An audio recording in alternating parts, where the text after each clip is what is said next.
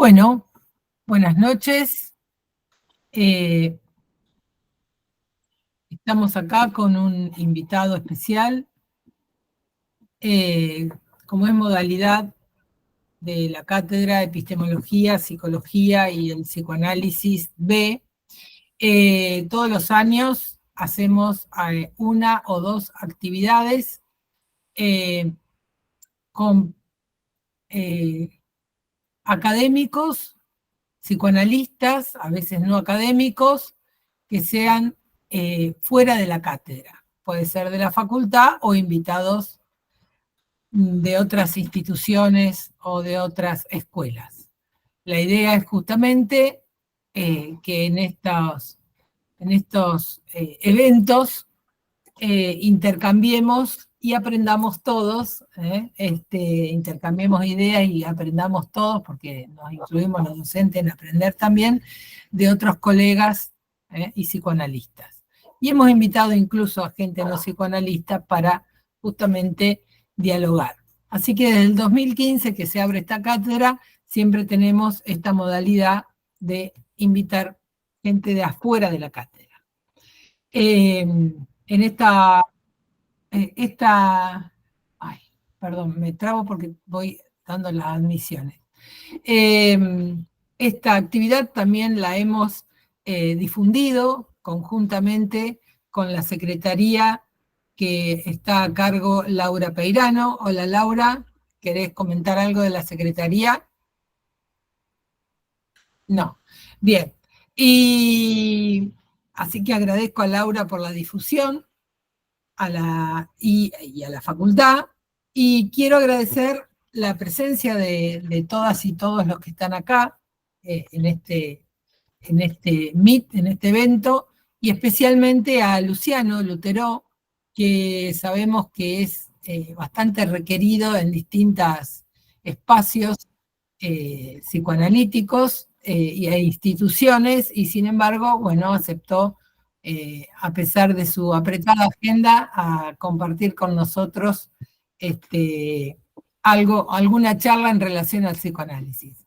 Entre muchas otras cosas, Luciano es docente de la maestría en la UBA, es docente de posgrado en la UBA, docente de nuestra maestría en psicoanálisis de la UNR, y también es docente del grado de la UBA, por lo que estoy averiguando. Así que, bueno, me parece que es muy interesante tener a Luciano en esta oportunidad. Así que le agradezco especialmente a él por haber aceptado esta invitación, y bueno, y a Leo Galuzzi, que la mayoría lo conocen, nuestro adscripto, porque se ha ocupado de que este evento pueda realizarse. Bueno, Leo. Bueno, buenas noches a todos, a todas. Un minutito nomás y ya lo escuchamos a Luciano. Sí, la verdad que lo he molestado bastante en estos últimos días, pobre. Pero bueno, para agregar que Luciano es psicoanalista, doctor en psicología y en filosofía de la UBA y magíster en psicoanálisis también de la UBA, que es autor de múltiples y numerosos libros, y tiene uno que es bastante reciente, que se llama Edipo ha muerto, y es el libro con el cual va a plantear la exposición que pensó para nosotros hoy. Así que, Luciano, te dejamos la palabra. Bueno, muchísimas gracias, Leo, muchas gracias, Vivi, y bueno, y muchas gracias a todos los docentes de la cátedra por la invitación. Muchas gracias a ustedes por estar del otro lado. Y bueno, que este encuentro sea propicio para poder discutir, conversar algunas cuestiones epistemológicas del psicoanálisis. En particular, propuse, dado el tiempo que tenemos de conversación, alguna idea para reflexionar sobre el llamado complejo de Edipo, ¿no? que Freud en determinado momento postula por motivos epistemológicos. Él dice que es una necesidad teórica, que tenemos la necesidad teórica de introducir el complejo de Edipo, que implica, en términos generales, mucho más que la novela habitual de pensar, bueno, que el niño se enamora de la madre y el padre como, ¿no? Quiero decir, la psicologización del complejo de Edipo no es la necesidad teórica de la que habla Freud, sino que en última instancia para Freud, digo esto en resumidas cuentas, el Edipo es una matriz simbólica para dar cuenta y es una matriz argumentativa para dar cuenta de cómo se resignifica una experiencia de pérdida en la constitución del deseo, ¿no es cierto? Esto es a partir de la pérdida originaria de un objeto, lo plantea en 3 ensayos, ¿no? Digamos, todo objeto en última instancia es un objeto reencontrado, ¿no? Y eso lo lleva, ¿no? Digamos, a una dinámica vincular, ¿no? De hecho, incluso hasta es muy tardío, ¿no? Creo que recién en El yo y el ello es que Freud por primera vez hace una exposición sistemática del complejo de Edipo, ¿no? Esto es, le toma muchísimo, ya entrando en la segunda parte de su obra, Freud habla en concreto del complejo de Edipo. Digo esto como un recordatorio general de cuestiones que seguramente, ¿no? Digamos, ya conocen, pero el título de la charla era Edipo ha muerto, ¿no? ¿Y qué quiere decir eso? ¿No? Un poco, bueno, creo que la idea de la muerte de Edipo es, parafrasean en ese título, parafrasea la llamada muerte de Dios de la que habla Nietzsche, ¿no? Cuando Nietzsche dice Dios ha muerto, ¿no? Y que es de una forma de hablar de una pérdida de ciertos fundamentos o de garantías en su contexto para la metafísica tradicional, o sea, no hay fundamentos teóricos, en definitiva es lo que plantea Nietzsche en el marco de la metafísica, pero bueno, para el psicoanálisis hablar de la muerte del Edipo es, ¿no? Digamos, en cierta medida, quizás hablar de un cambio en el modo de subjetivación, ¿no? Como dije antes, para Freud el Edipo era una necesidad teórica para dar cuenta de la subjetivación básica del sujeto o del ser humano, si quieren, ¿no? Digamos, a partir de una instancia de pérdida, de la resignificación de esa pérdida en términos deseantes, en última instancia, para Freud incluso había una cronología o una diacronía, mejor dicho, de una serie de complejos que articulaban, que llegaban finalmente al Edipo como el complejo privilegiado, el complejo nuclear, como lo llama también, el complejo nuclear de las neurosis. Complejo nuclear que al mismo tiempo habla de una época muy específica, ¿no? De la sociedad europea, vienesa, de fines del siglo XIX, ¿no? Del pasaje al siglo XX, ¿no? Digamos, quiero, ¿no? Digamos, plantear o decir que Edipo ha muerto es una manera indirecta también de preguntarnos si acaso la subjetividad descubierta por Freud, si la neurosis en última instancia que tiene al Edipo como complejo nuclear, sigue siendo la subjetividad de nuestra época. Yo, para problematizar esta idea, quisiera partir de una constatación, de algo en lo que creo que podemos estar más o menos de acuerdo, y que a partir de ahí creo que se pueden desprender algunas cuestiones de discusión. Por un lado, ¿no? Si tuviera que resumir qué significa ese dispositivo, esa matriz simbólica que es el Edipo, ¿no? De otro modo que no fuese diciendo que plantea la necesidad de una pérdida que se resignifique, ¿no?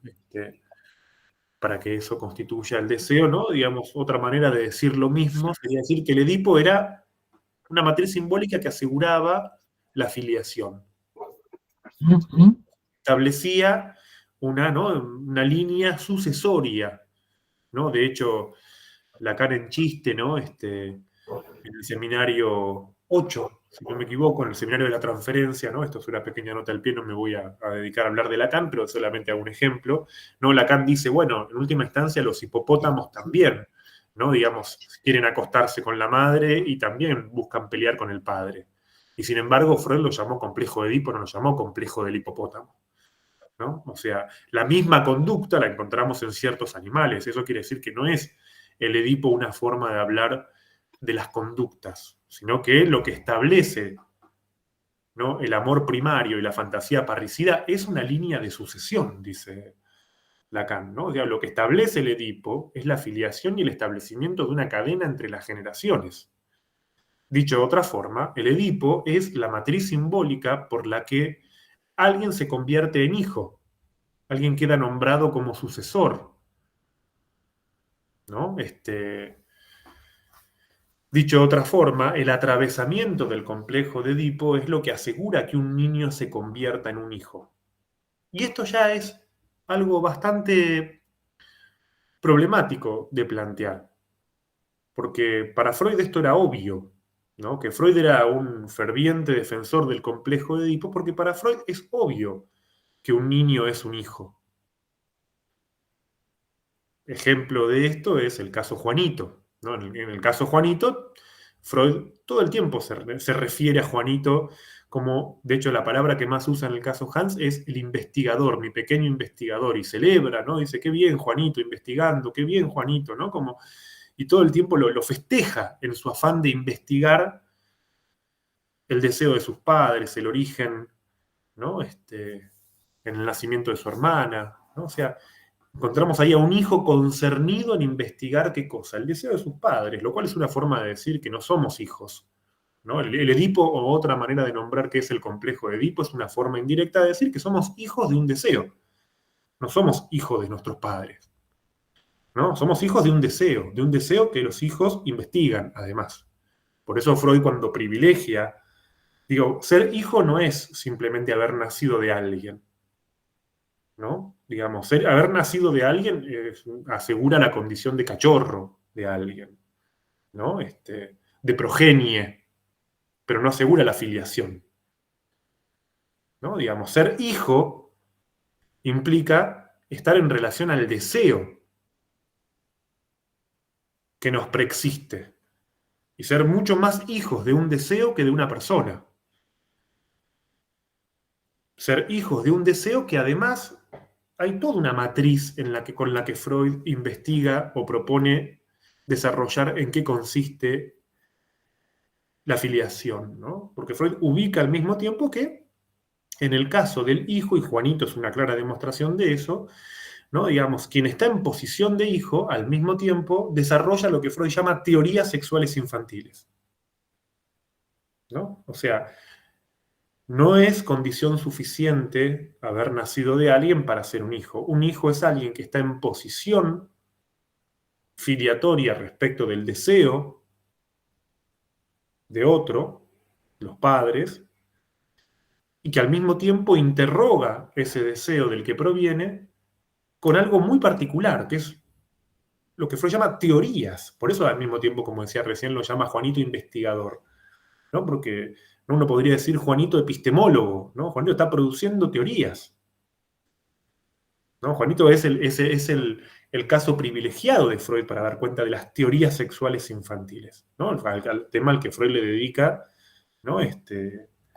Un texto específico, ¿no? Digamos, los hijos, dice Freud, producen teorías sexuales infantiles, a través de las cuales, ¿no? Digamos, interrogan el nacimiento de los hijos, la diferencia sexuada, ¿no? Digamos, producen un saber, podríamos decir.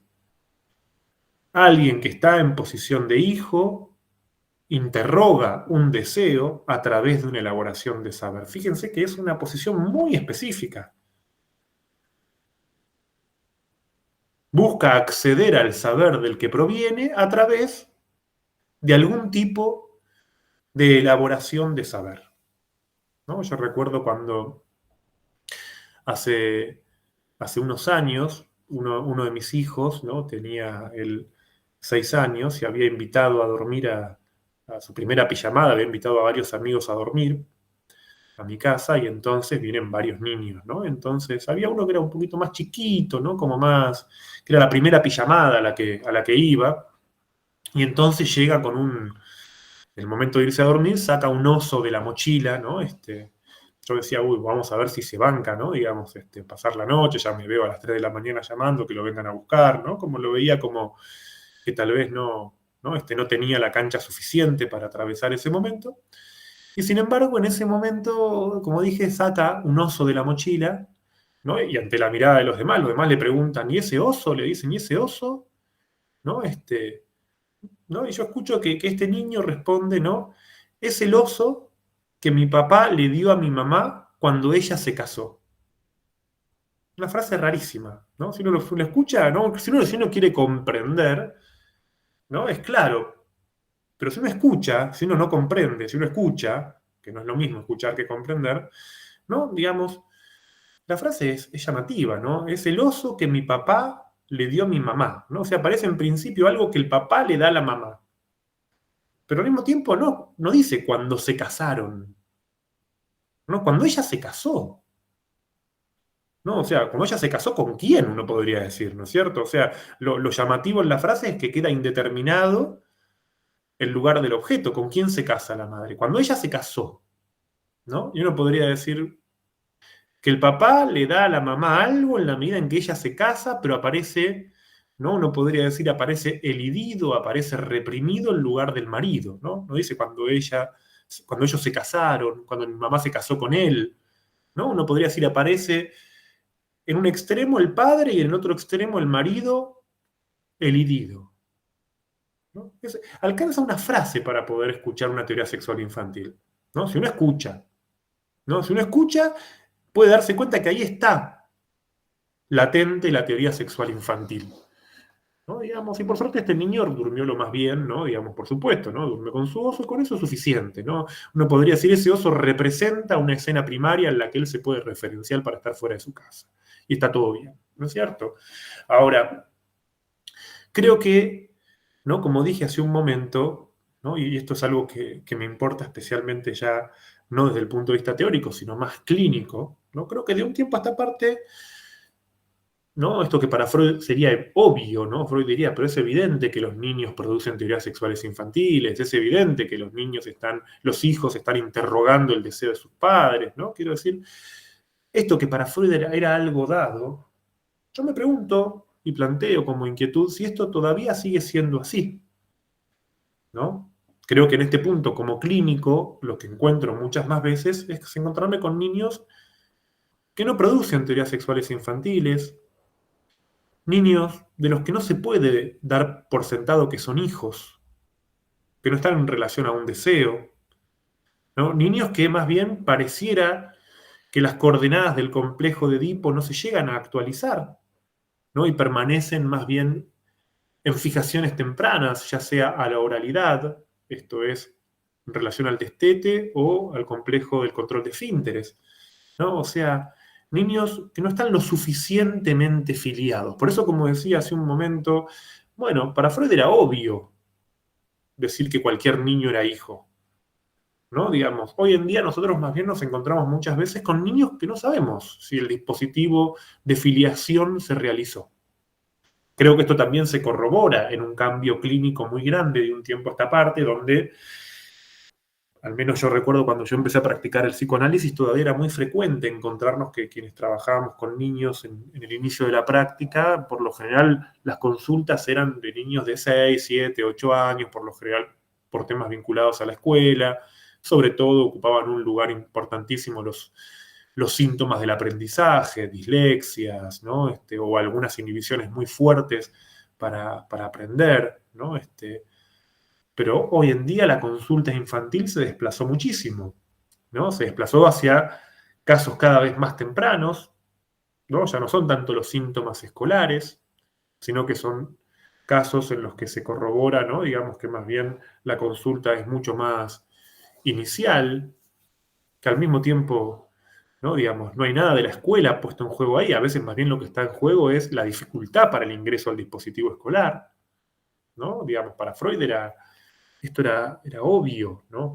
Lo que trato de subrayar es esto, ¿no? Digamos, Freud ubica el sepultamiento del complejo de Edipo hacia los 6 años porque ahí empieza la escuela, ¿no? Y para en última instancia uno podría decir, ¿qué quiere decir el sepultamiento del complejo de Edipo? Quiere decir que, digamos, se pierde o se modifica esa condición de hijo para convertirse en alumno, ¿no? Pensemos en otro gran texto de Freud como Pegan a un niño, o La psicología del colegial. Son textos en los que Freud claramente ubica de qué manera no es posible, a partir de haber atravesado el complejo de Edipo, es posible, por ejemplo, adquirir una posición tan importante a partir del periodo de latencia, que es la de ser un alumno, que es algo que hoy en día a muchísimos chicos se les complica muchísimo, ¿no? Para muchos chicos hoy en día, hasta los 8 o 9 años, ¿no? Digamos, se vuelve difícil, ¿no? Quiero decir, la aparición de maestras integradoras, dispositivos de acompañamiento, ¿no? Digamos, toda la asistencia que hay que darle a la escuela hoy en día para que un chico pueda estar en el aula,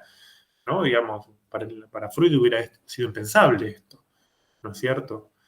O directamente nos encontramos con, como decía antes, consultas mucho más tempranas, frecuentes, ¿no? Quiero decir, cuando yo empecé a practicar el psicoanálisis, quienes trabajaban con bebés eran muy pocos. ¿no? Y hoy en día, ¿no? La consulta por chicos de 2, 3 años, ¿no? Digamos, es muy frecuente.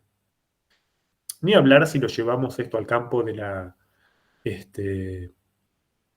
consulta psicológica o de la divulgación en un sentido general. Creo que es lo que encontramos cuando vemos que de un tiempo a esta parte se instalaron temas como crianza, apego, ¿no? Son los términos que se vienen poniendo de moda hoy en día para nombrar una realidad que es una clínica con niños en un periodo mucho más temprano, que ya no es necesariamente el escolar, ¿no? Dicho de otra forma, ¿no? La revisión bibliográfica de lo que era la clínica con niños hace 40 años era principalmente la clínica con latentes, ¿no? Hoy en día la clínica con niños es una clínica en los periodos iniciales, o sea, es una clínica, diríamos, previa al complejo de Edipo. Yo recuerdo que hace unos años hice una investigación en la UBA donde hice como un recorrido bibliográfico para comparar, ¿no? Digamos, distintos manuales de psicología evolutiva, ¿no? Y ver qué se esperaba de los niños a cada edad, ¿no? Y es increíble cómo empieza a corroborarse de 40 años a esta parte, sobre todo en los últimos 15, ¿no? Un desfasaje muy grande en el crecimiento, ¿no? Esto es, si uno compara, ¿no? Lo que se esperaba de un niño hace 40 años, de un niño de 4 años, 5 años, ¿no? Digamos, hace 40 años, ¿no? El niño de 4 o 5 años hace 40 años se parece más al de hoy de 8 o 9, ¿no? O sea, uno puede constatar que hay un enlentecimiento progresivo en el crecimiento. Los chicos crecen mucho más lento, ¿no? O sea, hay un crecimiento que se fue retardando.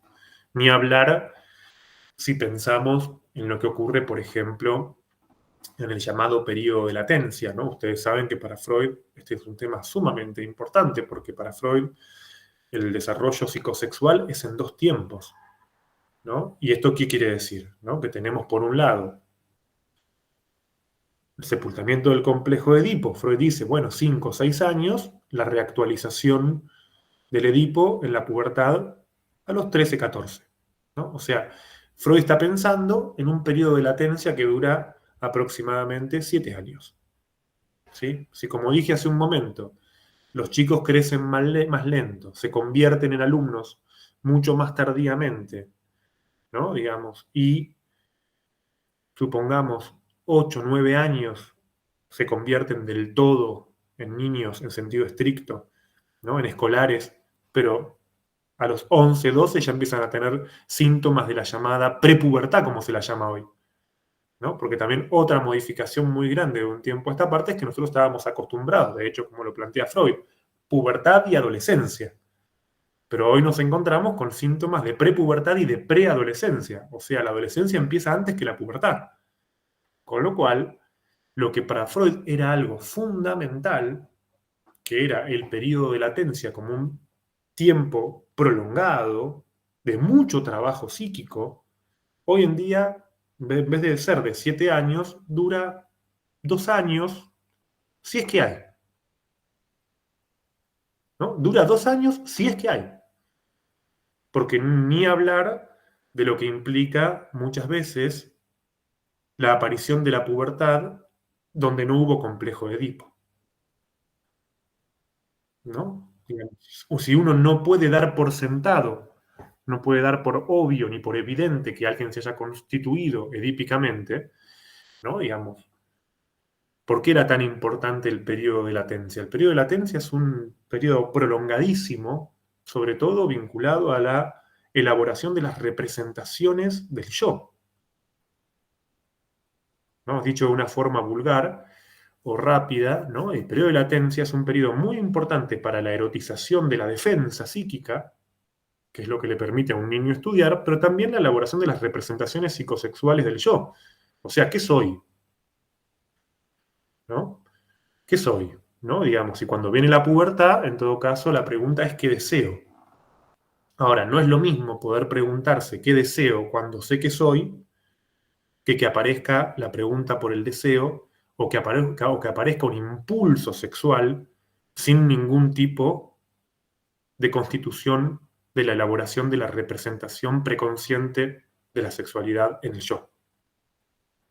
¿Qué quiero decir con esto? Esto que puede parecer un poco abstracto, dicho así, es algo sumamente clínico. Seguramente muchos de ustedes conocen o han escuchado casos de chicos de 16, 17 años, ¿no? Que por ahí tienen una sexualidad que se la llama muchas veces promiscua, ¿no? Y que no es promiscua, ni es experimentación, ¿no? Es que no hay un yo definido. Entonces lo que hay es un impulso sexual liberado, ¿no?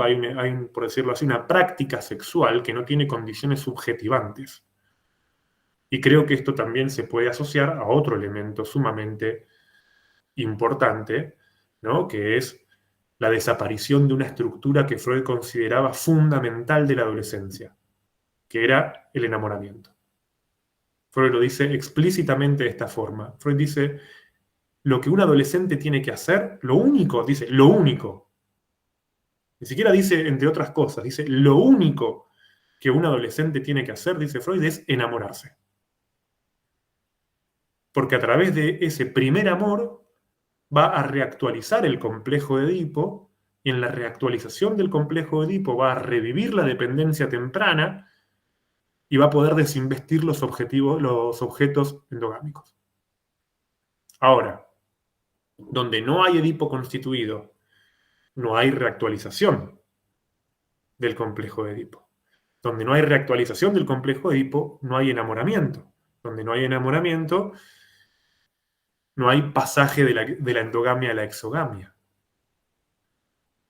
Con los problemas que esto trae, ¿no? Hoy en día, simplemente digo esto como, no es mi tema, pero lo digo esto como nota al pie, solamente para ubicarlo. ¿Por qué de un tiempo a esta parte se habla tanto de relaciones tóxicas? ¿Por qué uno escucha en todos lados que se dice, bueno, no, el apego evitativo, apego ansioso? Lo que pasa es que, ¿qué son palabras eso nada más? ¿Eso son palabras de moda?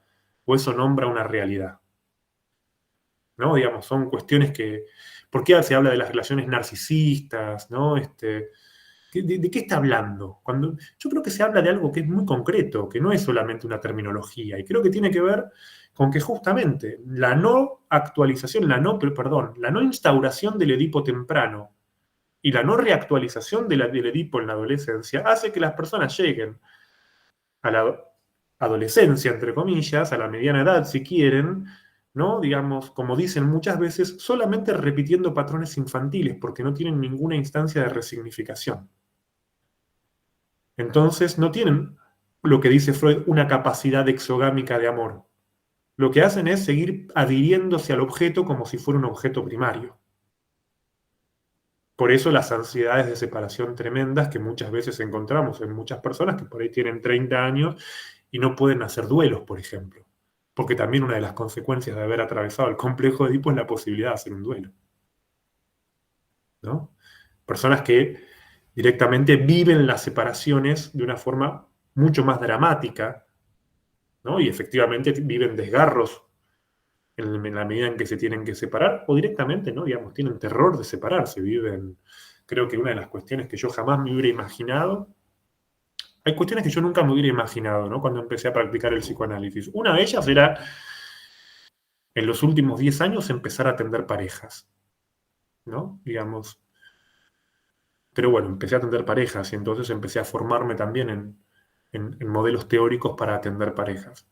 Y algo que nunca me hubiera imaginado es empezar a recibir en la consulta parejas jóvenes. Yo creía que la terapia de parejas era para personas grandes, ¿no? Y lo que me pasó fue empezar a encontrarme con que muchas consultas son de personas muy jóvenes, personas que tienen quizás 30 años, ¿no? Que creo que el caso más extremo que me tocó tratar es el de una pareja que llega a la consulta, ¿no? Que llevaban apenas unos meses juntos, se habían conocido en un viaje en el extranjero, ¿no? Él era de Argentina, ella era de Chile, ¿no? Y para cuando llegaron a la consulta se habían visto nada más que 3 veces, ¿no? Y ya estaban en terapia de pareja, o sea, el día de la sesión era la 4ª vez que se veían.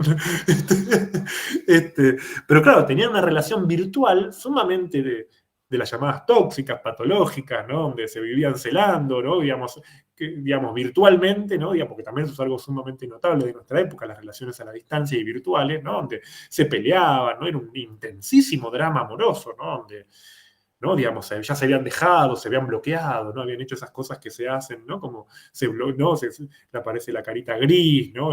Se desbloquean, se dejan un audio y se vuelven a bloquear, ¿no? Bueno, nos manejamos así. Ahora, ¿cuáles son? ¿Qué cambió para que justamente, ¿no? Yo creo que la otra vez discutía con alguien que decía, bueno, a mí no me gusta hablar de las relaciones tóxicas. Yo digo, a mí la palabra no me va ni me viene, ¿no? Lo que me importa es si la palabra nombra una realidad, ¿no? Creo que las relaciones afectivas se volvieron de un tiempo a esta parte sumamente precarias, ¿no? Digamos, creo que esto es algo que también muchos sociólogos como Eva Illius vienen diciendo, ¿no? De que no hay código amoroso, ¿no? Digamos, la pérdida de los códigos, ¿no? Digamos, cuando Freud escribe algunas líneas sobre hombres y mujeres, ¿no? Por ejemplo, Freud parte de la idea de que hay una pareja, la más frecuente de todas, que es la del obsesivo y la histérica, que es lo que nos hace cuando nosotros nos reímos mucho hoy en día de los chistes de Tute, ¿no? ¿Vieron a Tute, el dibujante, ¿no? Tute exprime mucho esa dimensión, esa erótica, la del obsesivo y la histérica, ¿no? Mabel y Rubén son el obsesivo y la histérica, ¿no es cierto? Pero lo cierto es que eso está bien para los chistes, pero no existe más en la realidad, ¿no? Quiero decir, la dimensión, ¿no? de sufrimiento dentro de los vínculos es por sufrimientos mucho menos risibles, son mucho más precarios en cierto punto y bueno, mucho más cargados de agresividad también, de mucha mayor posesividad, ¿no? de mucha más inestabilidad,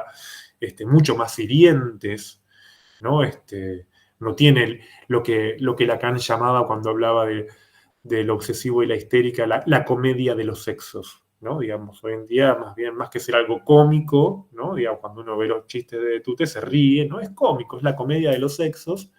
Creo que nosotros hoy en día nos encontramos mucho más con la tragedia vincular, ¿no? Como dos personas que hace rato, ¿no? Digamos, no pasa nada entre ellas, pero no se pueden separar, ¿no? Eso es algo que, ¿no? Digamos, es un motivo de consulta eventualmente, ¿no? Digamos, estamos juntos hace tantos años, ya no vamos a la cama hace siglos, pero no nos podemos separar, ¿no? O sea, ya ni siquiera es el pedido habitual que propone o pide cómo hacemos para estar juntos, ¿no? Sino que no sabemos cómo separarnos, porque si me separo nos volvemos locos, ¿no? Digamos, el nivel de ansiedad que nos despierta eso es tal que nos paranoiqueamos, empezamos ¿no? a mirarnos en redes, ¿no? Digamos, esa paranoia tan particular de las personas que se separan inmediatamente van a ver qué hace, ¿no? El otro en las redes sociales, ¿no? O suben una historia, ¿no? Diciendo acá estoy empezando, acá más feliz que nunca empezando una nueva vida, ¿no? Esas cosas que se hacen en la virtualidad, de forma renegatoria. En fin, ¿no? Digamos, esto solamente lo digo como una extensa nota al pie para pensar, ¿no? Digamos, lo que implica para mí o por qué creo que tiene algún sentido, ¿no? Digamos, trazar una discusión clínica respecto de la vigencia del Edipo, ¿no? Digamos, creo que el Edipo como complejo nuclear de las neurosis hoy en día, al menos si pensamos en la interpretación clínica de los casos que recibimos hoy, es algo que de alguna forma parece del pasado, ¿no? Creo encontrar con sufrimiento edípicamente anudado, ¿no? Es algo sumamente nostálgico. Tan nostálgico como lo es el Edipo también, ¿no es cierto? ¿No? En última instancia, estar inscribiendo permanentemente a través de un duelo la pérdida del objeto perdido, ¿no? O la pérdida del objeto, ¿no? Digamos, es un trabajo que solamente, de lo que se encarga principalmente la neurosis, ¿no? Mientras que las formas de sufrimiento hoy en día no tienen que ver tanto con la simbolización de la pérdida, sino, creo yo, más bien con lo que pensarían la simbolización de la ausencia, que no es lo mismo que la pérdida, ¿no?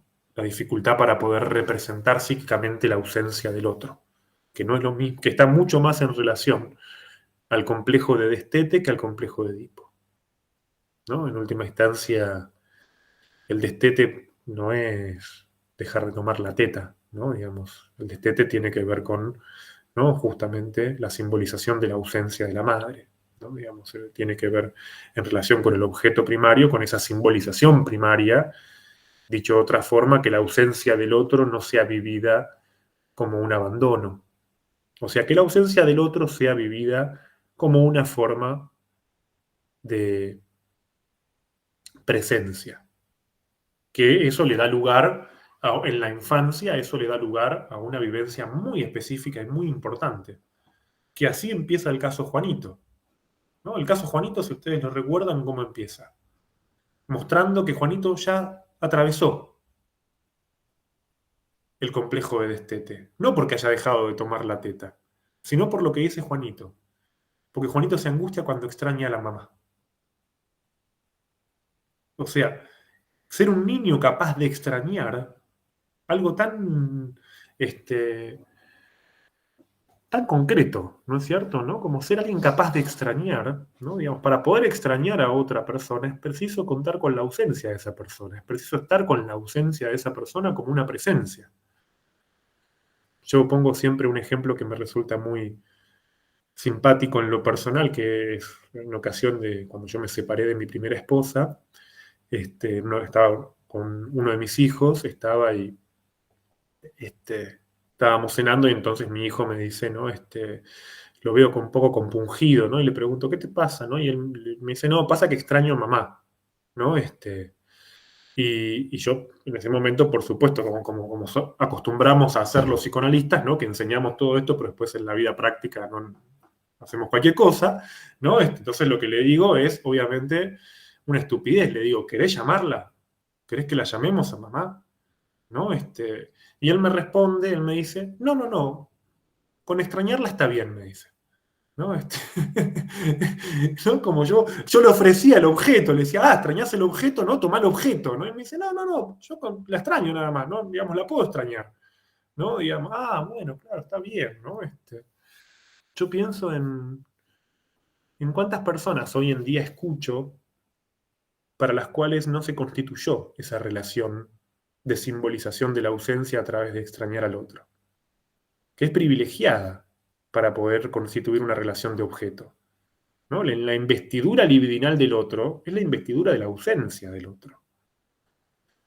Ahora, pienso en lo que le ocurre a muchas personas que hoy en día cuando no están con la persona que aman, cuando no están con la persona con la que quisieran estar inmediatamente o se sienten abandonados, o sienten que el otro los está engañando, o se sienten, ¿no? De alguna forma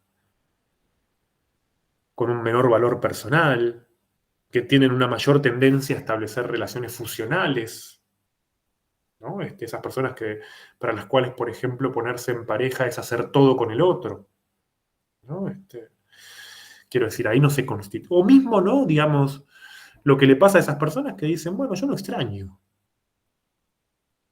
¿no? Yo no extraño al otro, ¿no? Creo que así cuando, ¿no? Digamos, algo que yo aprendí con un supervisor hace muchos años, no me acuerdo que yo supervisaba un caso, ¿no? Llevaba un caso a supervisión, y me acuerdo que le decía, bueno, esta mujer es la madre de un hijo, ¿no? La madre, ¿no? Y él me preguntó, el supervisor me dijo, ¿por qué usted dice que es madre? ¿Por qué decís que es madre? ¿No? No, bueno, porque tiene un hijo, me dice que tener un hijo, alcanza con tener un hijo para ser madre. Me hizo pensar muchísimo, y dije, claro, no, evidentemente no. Así como un niño puede no ser un hijo, que una persona haya parido no es garantía de que esté en una posición materna, de que sea la madre, ¿no? Digamos, en todo caso, me acuerdo mucho de esa supervisión que fue tan, tan importante para mí clínicamente para ayudarme a escuchar, ¿no? Digamos, sí, es una mujer que tiene un hijo, ¿no? En todo caso, no se puede dar por sentado, ¿no? A ver, veamos si se escucha algo de la posición materna o no. Bueno, de la misma manera, ¿no?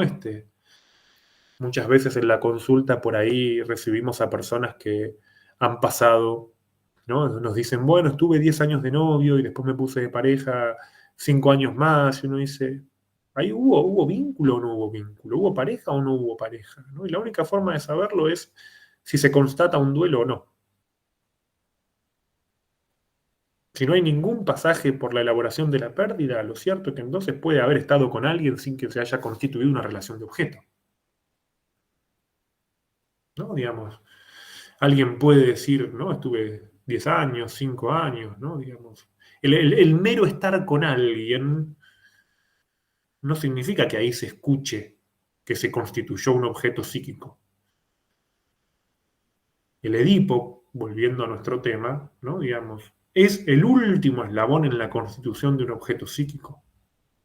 Ya no solamente simbolizado a partir de su ausencia, que es lo que produce el complejo de destete, tampoco diferenciado del yo, que es lo que produce el complejo del control de esfínteres, en la diferencia entre el yo y el no yo, sino también como objeto perdido. Ahora, vuelvo al comienzo de lo que venimos charlando, ¿no? Y digo, claro, Freud partía, lo que más quiero situar, es que Freud partía de un modelo epistemológico en el cual todo esto estaba dado. Freud produjo una teoría donde suponía que había un mundo en el que las personas, la constitución subjetiva, si queremos decir, ya tenían ciertos rendimientos psíquicos asegurados. De hecho, para Freud, ¿no? Digamos, en última instancia, la dificultad para el duelo la encuentra por el lado de la melancolía, pero ya es un grado de complejidad mayor, ¿no? Ahora, Freud parte de un modelo de subjetividad de acuerdo con la cual la constitución del objeto psíquico es evidente, ¿no? La constitución del sujeto y la constitución del objeto como objeto psíquico, ¿no? El Edipo, en última instancia, que no es, como dije al principio, no es la historia del nene que se quiere casar con la mamá y que ve al papá como un rival, sino que es el recorrido para la constitución del objeto psíquico, ¿no? Digamos, en última instancia, ¿no? Nosotros nos hace pensar en qué vigencia tiene, cuando ya nos encontramos más bien con que hay ciertos rendimientos psíquicos que no están, ¿no? Digamos, creo que por eso de un tiempo a esta parte, ¿no? Digamos, se habla en muchos espacios, se habla, por ejemplo, de intervenciones subjetivantes, o bueno, sin ir más lejos, ¿no? Digamos, la importancia de volver a pensar la constitución subjetiva, ¿no? Freud jamás piensa la constitución subjetiva, porque para Freud el sujeto está constituido, ¿no? De hecho, Lacan mismo empieza a problematizar las operaciones de constitución del sujeto, y sin ir más lejos, ¿no? Digamos, Freud hace un caso, toma como modelo del síntoma infantil la fobia, cuando para nosotros el modelo del sufrimiento ni siquiera es el síntoma, el modelo del sufrimiento infantil es el autismo, ¿no? Estamos en dos mundos totalmente distintos. Uno podría decir, ¿no? De la misma forma que para Freud la psicosis es fundamentalmente la paranoia. Y para nosotros la psicosis es más bien, yo diría, ciertos estados confusionales y de desorganización psíquica, ¿no? Que están más cerca, diría, de la hebefrenia que de la paranoia, ¿no? A Freud le importa más la locura razonante, al punto de que es capaz de preguntarse si el psicoanálisis no es un delirio más, ¿no? Y nosotros estamos más cerca de la subjetividad troll, ¿no? Con una rigidez muchísimo más que con una lógica razonante, con una rigidez caracteriológica enorme, ¿no? Quiero decir, no estamos pensando, ¿no? Digamos, psicosis en el sentido, ¿no? De la posición subjetiva definida, sino más bien como ciertas formas, diría, presubjetivas o de desorganización. Lo que quiero decir entonces, ¿no? Y esto es lo que me parecía interesante plantear en una cátedra de epistemología, es con dos mundos tan distintos, ¿no? Porque me parece que uno, en ese sentido, creo que podemos estar de acuerdo en esto que digo, ¿no? Digamos, yo simplemente creo que uno puede apuntar a la constatación diciendo cuántos analistas, ¿no? Digamos, han recibido en este tiempo consultas por fobias infantiles o por problemas de aprendizaje, ¿no? Y cuántos mucho más consultas por dramas de la subjetivación temprana, ¿no? Pibes que no hablan, pibes que tienen 4 años y no dejan el pañal, ¿no? Ya no pienso en la lactancia prolongada tampoco, porque el tema no es ese. ¿no? El destete no es que un chico deje la teta, ¿no? Un chico puede dejar la teta y no estar destetado, ¿no?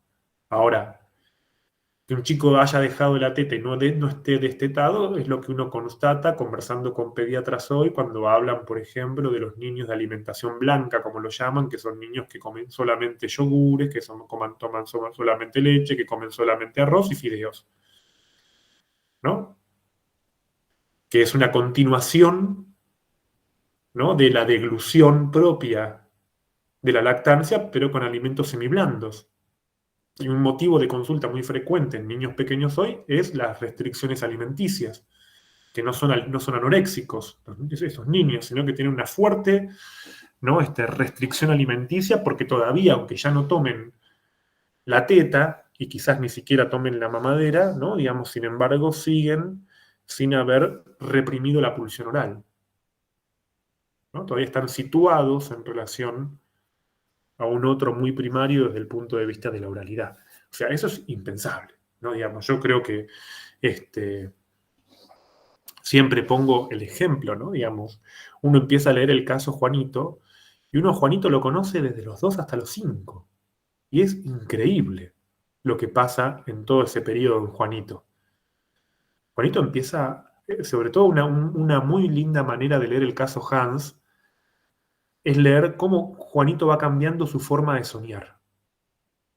Cómo Juanito tiene, en principio, sueños hipernítidos, sueños que son prácticamente figuraciones literales, y poco a poco se va viendo cómo Juanito empieza a producir sueños que son formaciones del inconsciente, que dan cuenta de la represión. Y es un pibe de 5 años. ¿No? Quiero decir, hoy en día hay personas que tienen 20 años y no sueñan como Juanito. ¿No? O sea, Juanito es una máquina. Quiero decir, Juanito es una máquina de subjetivación. Hay algo que es asombroso en el caso Juanito, que más allá de las cuestiones que se puedan criticar del historial y demás, uno puede, o yo creería que el testimonio es lo suficientemente fiel para ver, porque eso no lo pueden haber inventado, ¿no? Es una máquina de cómo el inconsciente se inyecta en la subjetivación de Juanito. ¿No? Digamos, creo que hoy en día es algo totalmente atípico encontrarse con un caso de ese estilo, no solamente por el síntoma, sino por el grado de elaboración y por el grado de trabajo significante y el trabajo del inconsciente que tiene el caso de Juanito. Ahora, como decía hace un momento, ¿no? Digamos, donde tenemos un cambio tan drástico, donde tenemos un mundo tan distinto entre el mundo de Freud y el nuestro, ¿en qué posición quedamos los analistas, ¿no? Como quedamos, en última instancia, hablar de una crisis de la subjetivación edípica es decir que entonces ya está, se terminó el psicoanálisis, ¿no? Hablar de una crisis de la subjetivación edípica, ¿no? Creo que es algo que indirectamente se corrobora en muchos encuentros de analistas, cuando muchas veces nos pasa a los analistas de terminar hablando de, bueno, ¿y cómo cambiaron los pacientes ahora, ¿no? Digamos, ¿vieron cómo se dice los nuevos, sí, clínica de los nuevos síntomas, ¿no? Clínica de los bordes de las neurosis, ¿no? Digamos, es una forma donde todo el tiempo estamos remitidos a que las categorías que traíamos no nos alcanzan, ¿no?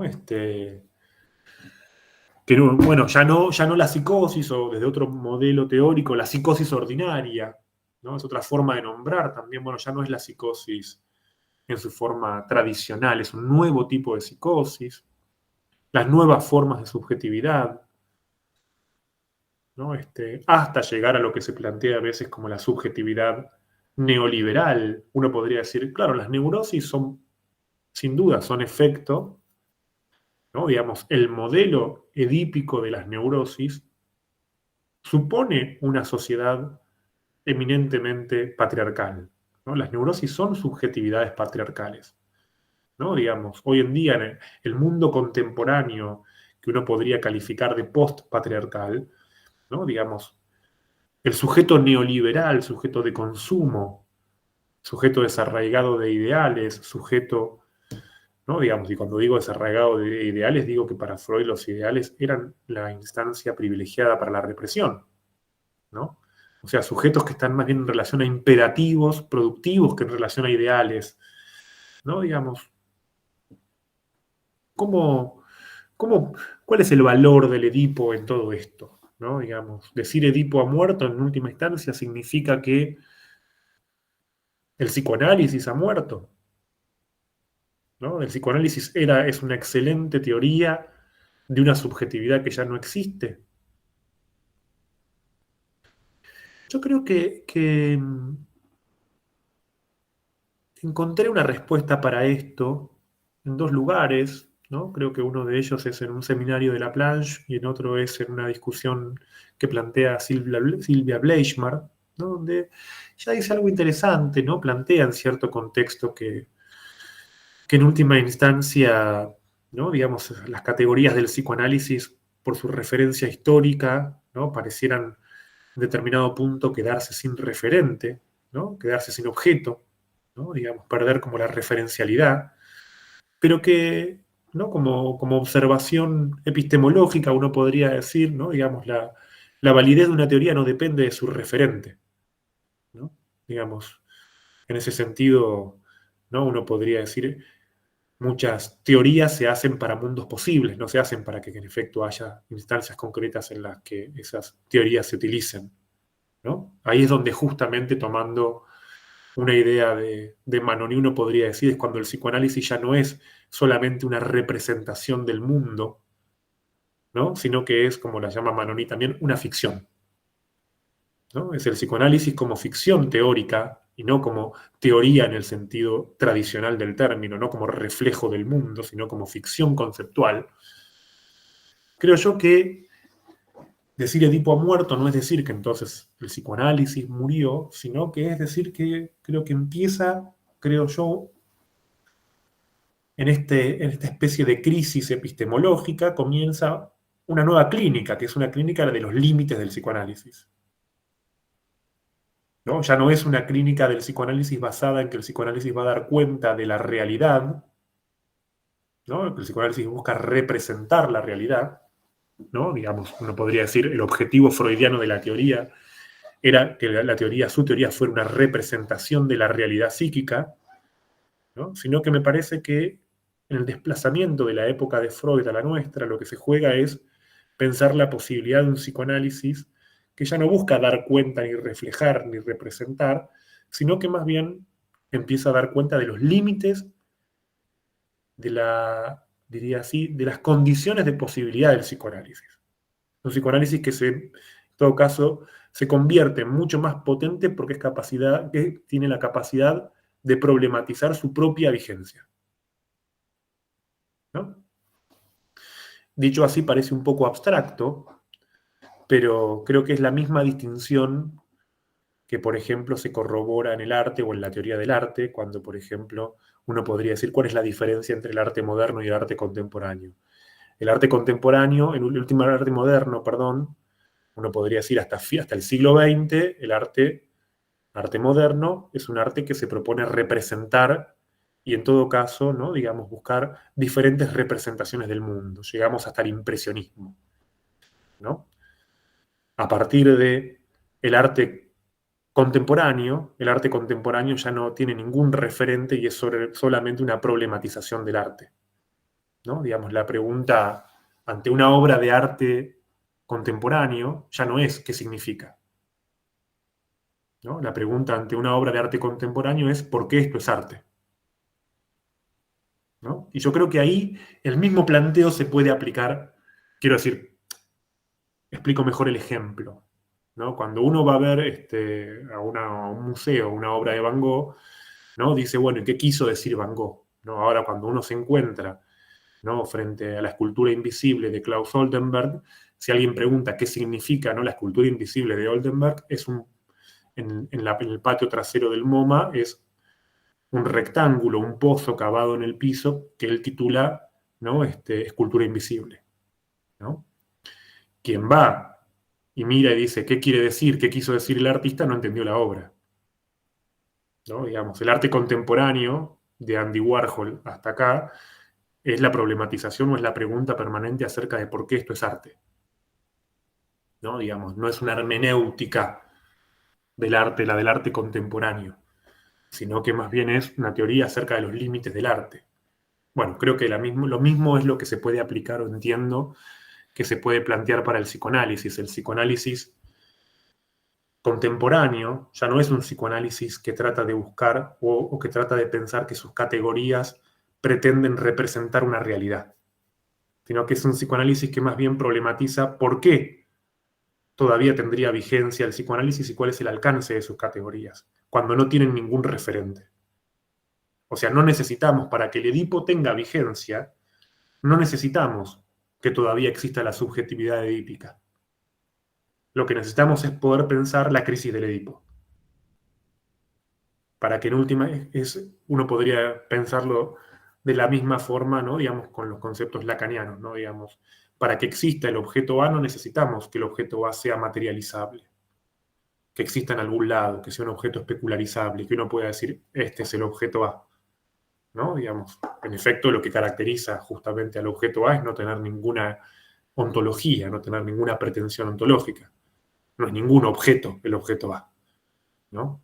Es una forma de dar cuenta del límite que caracteriza al significante en su relación con lo real. Bueno, en ese punto creo que de la misma manera uno podría decir, o yo creería, ¿no? Digamos, hay un cambio de modelo teórico entre el psicoanálisis clásico y el psicoanálisis contemporáneo, que no es solamente un cambio a nivel de la utilización de categorías, sino que es un cambio de modelo epistemológico, ¿no? Es un cambio sobre la idea de modelo. No sé si me expliqué bien en relación a esto último. No es que ya hacen falta nuevas categorías. En todo caso, para concluir, digo esto y abro el espacio. Creo que el debate que está de fondo acá, al menos yo lo escucho mucho en la universidad en la que doy clases, es, bueno, ¿por qué no nos enseñan autores más recientes? ¿Por qué no estudiamos teorías más nuevas?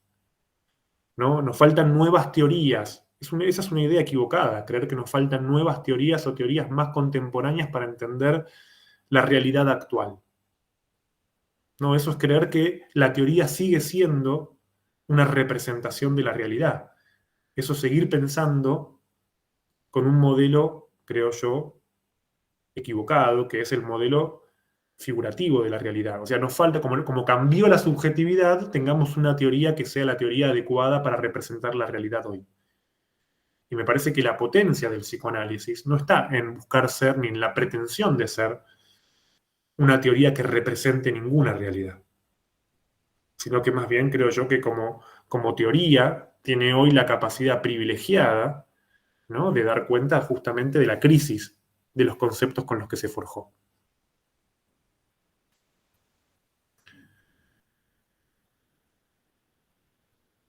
Creo que eso también es lo que la hace una teoría, o al menos no solamente un cambio teórico en el psicoanálisis, sino porque uno podría decir, bueno, después de Freud vino Klein, después de Klein vino Winnicott, si quieren, después de Winnicott vino, si quieren, la escuela norteamericana, Hartman y demás, después vino Otto Kemper, después vino...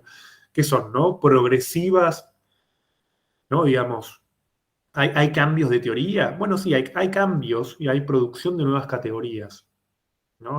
Creo que el último gran modelo psicopatológico del psicoanálisis es el de Kemper, ¿no? Con su teoría de los borderline. Pero ¿alcanza solamente pensar una teoría que se va ayornando? O en todo caso, el salto epistemológico tiene que ver ya no con un cambio de teoría, sino con un cambio de modelo, ¿no? Ahí yo creo que me parece que está el debate, y al menos es el debate que a mí me gusta tener con alumnos y demás, cuando, por ejemplo, no sé, en la facultad alumnos me dicen, bueno, ¿por qué estamos estudiando un texto de 1915? ¿No? ¿Por qué no estamos estudiando un texto del 2020? ¿No? O por qué estamos estudiando, ¿no?, a Freud. Y el argumento no serviría decir, porque Freud vino primero, después hay que estudiar cosas, después primero estudiamos lo que vino primero, ¿no? Creo que el argumento fuerte para mí, para seguir enseñando Freud, ¿no?, es porque no necesitamos que teóricamente Freud, o hacer una lectura de la teoría freudiana en términos de representación de una realidad. Al contrario, la teoría freudiana se vuelve mucho más interesante cuando la podemos enseñar poniendo en crisis la realidad que busca representar, porque es donde mucho más muestra la fuerza de su modelo teórico. Porque los términos freudianos, creo que es lo que traté de desarrollar en el movimiento que hice con respecto a la noción de Edipo, los términos freudianos dan cuenta de una lógica en la construcción de esos conceptos, mucho más que su vocación representativa. Bueno, esto es más o menos lo que yo quería contarles, un poco así medio como hablado a las apuradas, por ahí hubiera sido mejor hacerlo un poquito más condensado, o decir menos y ser más preciso, o no irme tanto por las ramas, pero bueno, me parece que para eso tenemos también el momento de las preguntas para poder conversar, o en todo caso despejar las dudas que ustedes tengan. Oh, buenísimo, buenísimo. Che, 1000 cosas se me ocurren, pero bueno, esto que decías de las nuevas teorías, yo hace un tiempo tuve que ir a hablar a una facultad católica de acá del Santa Fe, yo soy de Santa Fe, y es una anécdota personal, y me acuerdo que decían que Freud era viejo porque daban Freud viejo. Bueno, mi respuesta fue, bueno, del Nuevo Testamento, o sea, en una universidad católica que trabajan escritos religiosos de hace 1000 millones de años, que cuestionen la antigüedad o no de Freud me parecía medio ridículo. Obviamente no pude volver más a la facultad. Al margen de eso, una referencia primero, una inquietud después y una pregunta, ¿no? La referencia, esto cuando vos hablabas de la curiosidad y la cuestión de comprender, yo tengo muy presente una cita del Seminario 2 de Lacan, cuando él lo define estos dos términos como los peligros, son dos peligros, ¿no? El no ser curioso y que encima como que uno tiende a retar a los niños cuando son curiosos, reprobarle eso, y a su vez la dificultad de creer que comprender demasiado utilizando cierta cuestión intuitiva como si fuera algo de chispa del analista, cuando en realidad eso es un problema porque nos quedamos sin brújula. Me acuerdo que Lacan dice, nos quedamos sin brújula si queremos comprender demasiado. La inquietud personal es que me dio ganas de ir a leer Legendre, no nada que ver, pero con la encrucijada de la afiliación y la cuestión de la ley, no, me parece que en algún punto aparece esto del deseo, la ley que vos marcabas con la matriz de Edipo, como alguna referencia ahí jurídica en términos del inconsciente, que me parece interesante. Y lo último, y después ya te escucho, la pregunta que traté de pescar en toda tu charla es, bueno, si Edipo ha muerto, que puedo dar cuenta de lo que decís en muchas situaciones clínicas, bueno, ¿qué vive? ¿No? ¿Hay algo vivo? Si Edipo, o sea, en términos de la discusión o del debate en términos de la posición clínica o lo que implica ahora, bueno, vos hablaste de las derivas, ¿no? En términos de la casuística, pero si hay algo que está vivo, teniendo en cuenta que Edipo quizás murió, ¿no? Pero bueno, nada. Sí, está bueno. Por ahí lo primero, con respecto a la curiosidad, también una referencia. Yo me acuerdo que Freud, creo que el único indicador que da Freud, que yo recuerdo en 3 ensayos, justamente, ¿no? Él nunca habla de síntomas en la infancia, ¿no? Freud no tiene una nosología del síntoma infantil, pero sí dice que un niño que no es sano es un niño que no es curioso. O sea, Freud parte de la suposición de curiosidad como indicador de salud en el niño, porque además la curiosidad asociada a la pulsión epistemofílica es el sostén, ¿no? Es el sostén de las teorías sexuales infantiles. O sea, para Freud en última instancia, un niño que no es sano es un niño que no produce teorías sexuales infantiles. O sea, no importa si el niño sufre, si llora, produce teorías sexuales infantiles, bueno, todo bien. Quédense tranquilos que va a estar todo bien, ¿no? Es como si Freud tuviera ese criterio, ¿no?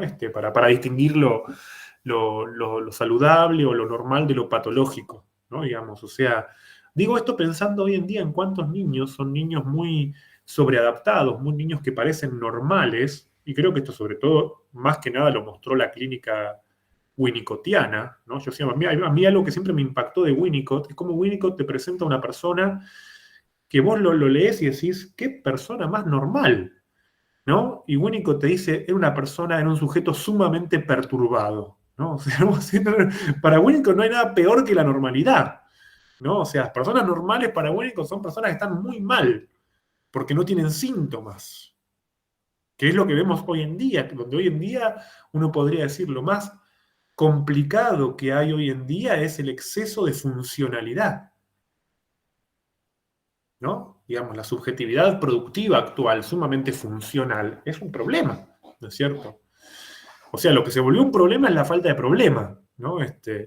Después, en segundo lugar, ¿no? O mejor dicho, tomando lo último que decías respecto de si Edipo ha muerto, ¿no? Yo creo que eso se puede leer también en términos nietzscheanos, ¿no? Digamos, de que Edipo ha muerto no quiere decir la muerte, ¿no? O sea, como que efectivamente esté sepultado, ¿no? De hecho, bueno, es muy... Creo que la relación, o cuando titulé el libro Edipo ha muerto, también es en relación a esto del sepultamiento, ¿no? Creo que en ese sentido se podría hacer toda una disquisición sobre la palabra en alemán que utiliza Freud para eso, ¿no? Porque, bueno, es como una especie de... La palabra quiere decir algo así más bien como el naufragio, ¿no? No tiene tanto que ver con la sepultura, ¿no? Tiene que ver con una especie de, ¿no? De que tiene que naufragar eso, tiene que echarse al mar, ¿no? Tiene que irse, tiene que... ¿no? Eso es lo que Freud piensa, ¿no? Y pensaba como qué es lo que vive, yo creo que en ese sentido, a ver, por ahí no es muy prolijo decirlo de esta forma, ¿no? Pero yo pienso que desde un punto de vista epistemológico, Freud tiene un modelo teórico, esto sí me parece que todavía tiene una enorme importancia. Freud tiene un modelo teórico que trata de articular, ¿no? Digamos, cantidades en representaciones, ¿no? O sea, el modelo de la representación y el afecto, ¿no? Digamos, de hecho, está toda la metapsicología freudiana está hecha en torno a esa distinción de la representación y el afecto, ¿no? Y mismo la definición de la pulsión como un concepto límite, ¿no? Creo que también en última instancia va en la línea de que Freud confía en un aparato psíquico, de hecho mismo, bueno, el esquema final de la interpretación de los sueños, Freud confía en un aparato psíquico que es capaz de producir lo que él llama trabajo, ¿no? De hecho, la palabra trabajo es un término técnico en Freud, ¿no? Trabajo del sueño, trabajo del chiste, trabajo del duelo, ¿no? Digamos, o sea, el inconsciente está todo el día trabajando, es trabajo, trabajo, trabajo, trabajo, ¿no? O sea, para Freud, el trabajo de la representación no es solamente una cuestión a nivel del contenido, sino que representar es un trabajo psíquico, ¿no? Que yo creo que ¿qué es lo que queda cuando no es posible contar con ese trabajo psíquico? Bueno, creo que en muchos casos actuales, ¿no? Por ejemplo, lo que se nombra a veces cuando se habla de, no sé, ataque de pánico, ¿no? Que una lectura muy simplista de eso sería decir, bueno, el ataque de pánico es lo que Freud llamaba neurosis de angustia, y yo creo que sí, pero no. Pero no. ¿No? Es lo que ocurre en algunas personas que cuando se presentan dicen, bueno, ¿no? Digamos, estoy mal, ¿no? Y vienen a la sesión siguiente y dicen, sigo mal, ¿no? La adherencia a ciertos estados afectivos sumamente pesados, que son afectos sin representación, ¿no? Que son muy difíciles de elaborar, ¿no? Digo, no por nada, creo, digamos, a ver, el auge de la psicología cognitivo-conductual, ¿no? Digamos, creo y sobre todo lo que tiene que ver con el avance de la psicoterapia cognitivo-conductual hasta llegar hoy en día, ¿no? Por ejemplo, la terapia de aceptación y compromiso o la DBT, ¿no? Digamos, son para este tipo de subjetividad, ¿no? Con una pobrísima capacidad de representación, ¿no? Quiero decir, lo digo de otra forma, ¿no? Digamos, creo que una cosa asombrosa de este último tiempo, ¿no? Es como los grandes vimos todos la película esa intensamente, ¿no? Digamos, es una película que se puso de moda, qué sé yo. De hecho, vieron que siempre aparece un artículo en el diario donde un psicoanalista escribe sobre lo que intensamente nos enseña, ¿no? Como que siempre hay artículos de ese estilo, ¿no? Como la lectura psicoanalítica de intensamente. Ahora, intensamente es Disney, ¿no es cierto? Y Disney hace 50 años, ¿no? Hace 50 años Disney representaba la muerte de la mamá de Bambi. No, o sea, Disney hablaba del Edipo, hablaba de la muerte de la mamá, o el Rey León, hablaba de la muerte del padre. ¿No? O sea, Disney clásico, Disney hace 50 años, habla para un sujeto que está en relación a un drama filiatorio. ¿Qué va a hacer de Dumbo cuando, ¿no? se le muere la mamá? Se perdió de la mamá Dumbo, ¿no? O a Bambi se le murió la mamá, o al Rey León, no, va a ser el rey, va a ser un sucesor, ¿no? Simba, ¿no? Digamos, pasan 50 años, estamos hoy enfrente de Intensamente, donde somos sujetos que no saben distinguir si están contentos, si están tristes, si están aburridos o están, ¿qué carajo les pasa? ¿No? Digamos, Intensamente es una película claramente dirigida al sujeto actual, que es un sujeto que no puede, como dice la psicología cognitiva, no puede regular sus emociones. ¿No? Digamos, es un sujeto desregulado emocionalmente. O sea, entre el Rey León, que te habla de la fantasía parricida, y el sujeto de Intensamente, que no sabe qué carajo le pasa, no sabe si está contento o está enojado, ¿no? Digamos, es un cambio de época. ¿No? Es un punto donde también las producciones culturales, ¿no? Nos hablan de cuál es el sujeto de la época. ¿No? Digamos, el cine de una época habla de con qué sujeto. Bueno, claramente, ¿no? Digamos, la psicoterapia DBT, última generación cognitivo-conductual, está orientada a esa vía de regulación emocional, que para muchas personas es verdaderamente un sufrimiento, pero porque yo diría, vos decís, ¿qué queda? Y bueno, yo creo que había algo que a mí siempre me impactó, ¿no? Digamos, Freud arranca, ¿no? Digamos, su primera gran obra, que es la interpretación de los sueños, con una teoría del aparato psíquico. Nosotros no podemos dar por sentado que hoy en día la gente tenga aparato psíquico.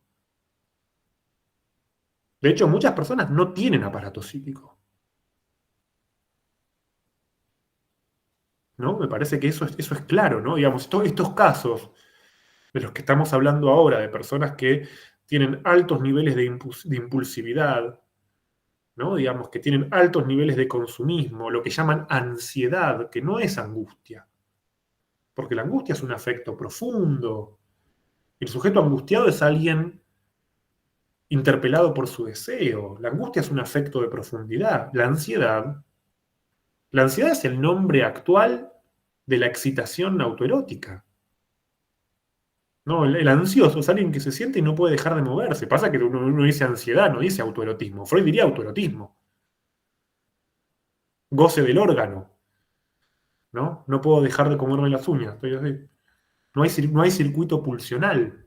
Me siento y muevo la patita. No puedo dejar de mover la patita. ¿No? O sea, ¿no? Digamos que es un sujeto completamente distinto. ¿No? Quiero decir, también es como algo a debatir, ¿no? Creo que muchos de esos casos actuales, ¿no? Freud diría, de hecho, bueno, Freud decía, ¿no? Incluso Freud decía, bueno, personas de más de 50 años son incurables porque hay que sumarles el tiempo del tratamiento más el tiempo que lleva la neurosis, o sea, ya está, no se puede hacer demasiado. ¿No? Eso es algo interesante también a debatir, ¿no? Porque Freud pensaba el psicoanálisis principalmente para personas jóvenes. ¿No?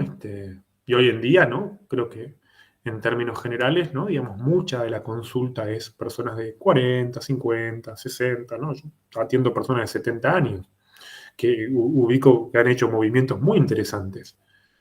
También ahí la idea freudiana, creo yo, esa idea freudiana de que con la edad cobraban prevalencia las fijaciones o, ¿no? Digamos, que cobraban una mayor relevancia la pulsión de muerte y las fijaciones caracteriológicas, no es tan así tampoco, ¿no? Digamos, eso está asociado a un tipo de sociedad, donde se envejecía de cierta manera y donde, bueno, ¿no? Como...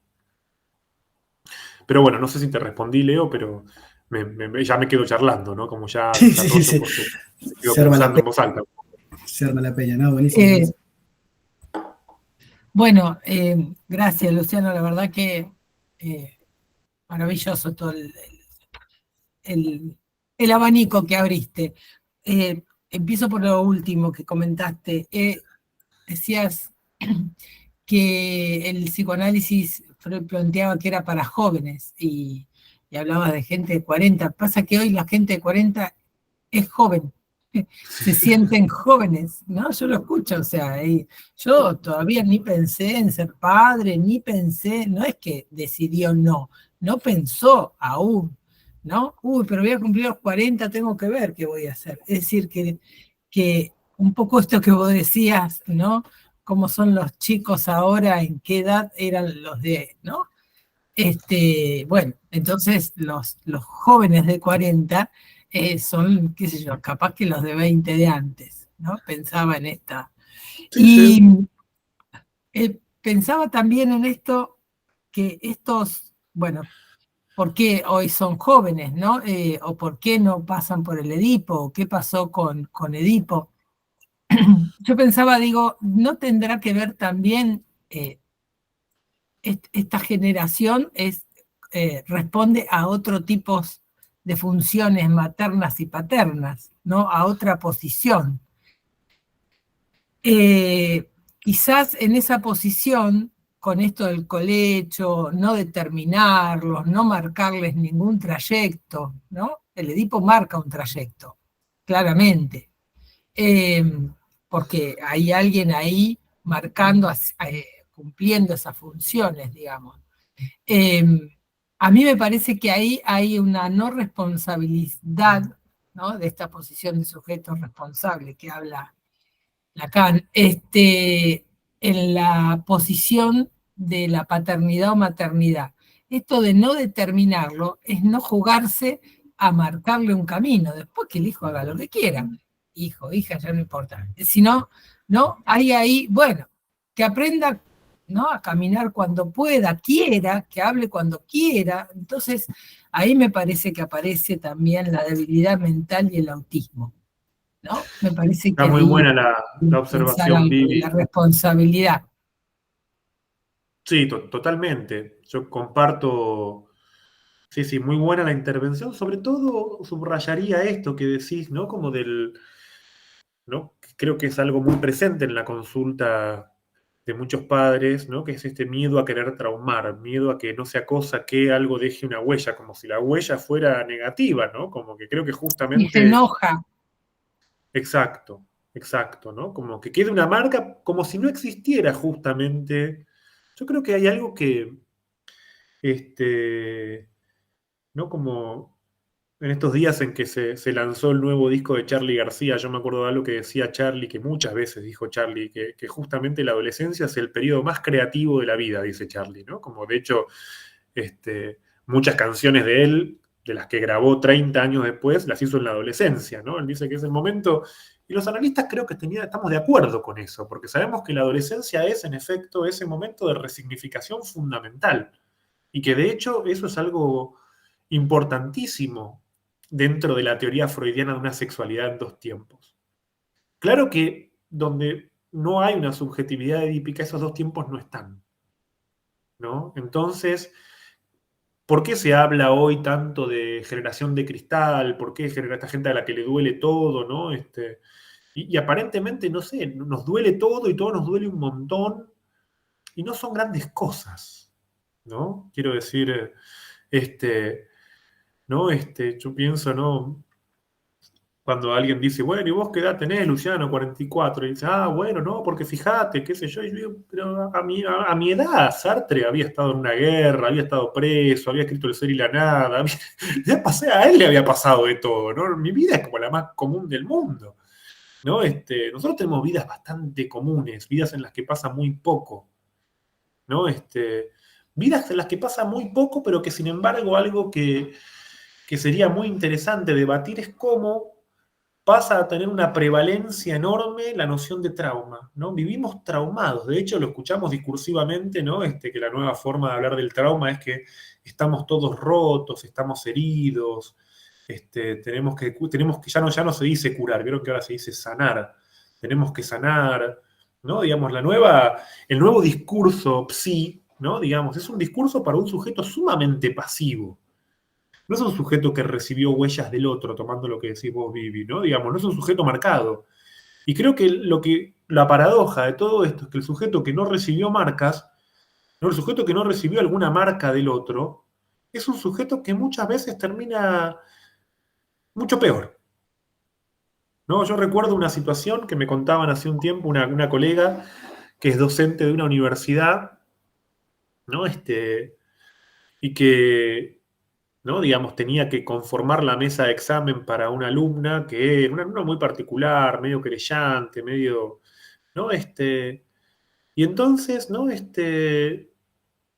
Como era una alumna bastante pesada, ¿no? Que ya había rendido 2 o 3 veces la materia, no la había aprobado, ¿no? Y era bastante proclive a hacer quilombo, ¿no? Entonces, ella dice, bueno, yo no quiero ningún quilombo, ya está, ¿no? La apruebo y listo, ¿no? Y la aprobó para sacársela de encima, ¿no? Para que esa alumna no. Y me dice, ¿y sabes qué pasó? ¿No? Digamos, a la semana hizo un brote, se brotó. ¿No? Digamos, es muy costoso que nadie te diga que no. Creer que te digan que, ¿no? Claro. Como que te dejen pasar siempre, ¿no? Digamos, que nadie te diga que no, ¿no? La función del no, esta marca, ¿no? Digamos, donde no hay huella, ¿no? Digamos, tenemos un problema a veces también, Ujú. ¿no? Donde, Bueno, en eso parece como que el objeto A no está encausado, ¿no? No hay. Entonces también exactamente. aparecen, ¿no? Que no sé qué hacer, si estudio, si trabajo, no hago nada, pero me aburro, ¿no? No está encausado, no tiene una causa, ¿no? No hace causa además, Claro, claro. creo que el tema ahí a veces es que justamente quede planteada la huella como si fuera una condición absoluta, ¿no? Como si la huella fuera determinante. Y la huella es, ¿no? Digamos, algo a partir de lo cual leer algo, ¿no? Digamos, alguien puede después ver cómo resignifica eso, qué posición toma, pero ahí volvemos a lo que decíamos antes, ¿no? Digamos, creo que eso tiene sentido en un contexto de subjetivación que tiende a ser el movimiento de la endogamia a la exogamia, donde no se producen esas Bueno, alianzas endogámicas, ¿no? Claramente, tus padres son el destino, ¿no? ujú. Tengo otra más, pero primero le voy a dejar a Ludmila, que está levantando la mano. Ah, bueno. Hola, ¿cómo va, Luciano? ¿Qué tal, Yo te quería Ludmila?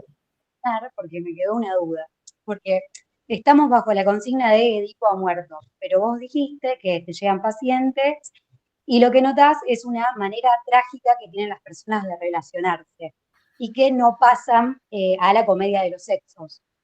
Entonces lo que me pregunto es, bueno, entonces en algún punto, si nos manejamos de manera trágica, ¿toca algo del Edipo o no? ¿O cómo sería la articulación? Está buenísima, sí, no, sí, está muy bien la pregunta, la verdad.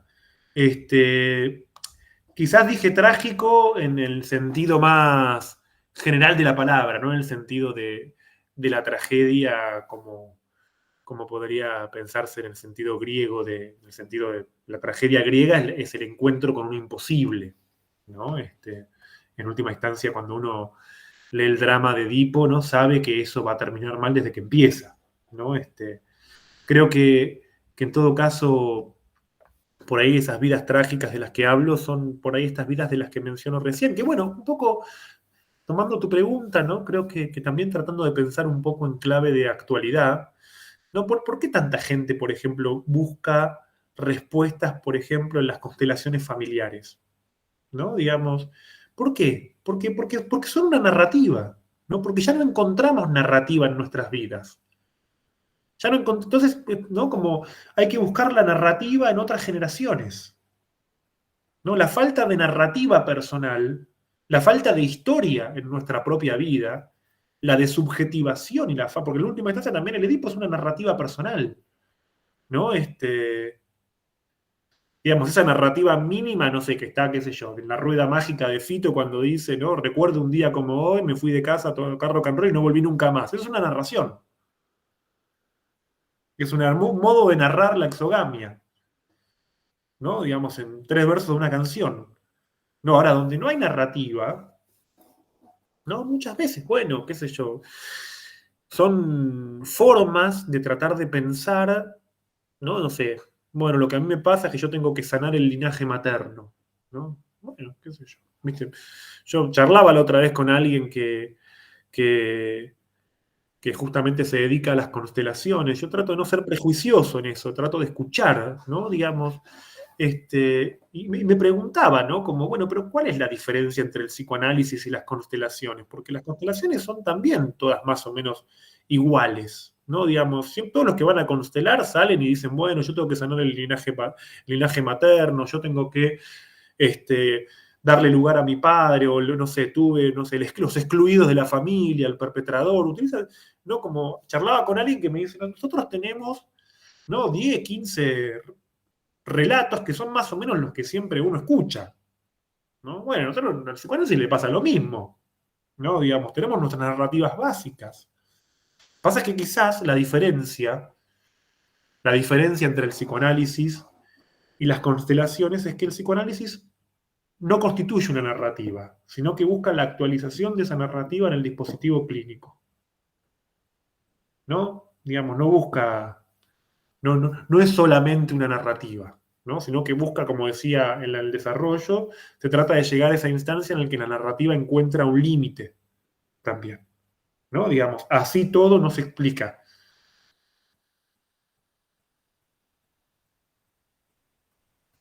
Bueno, gracias por la pregunta, Ludmila. Gracias a vos. Ahí ya me quedó más claro.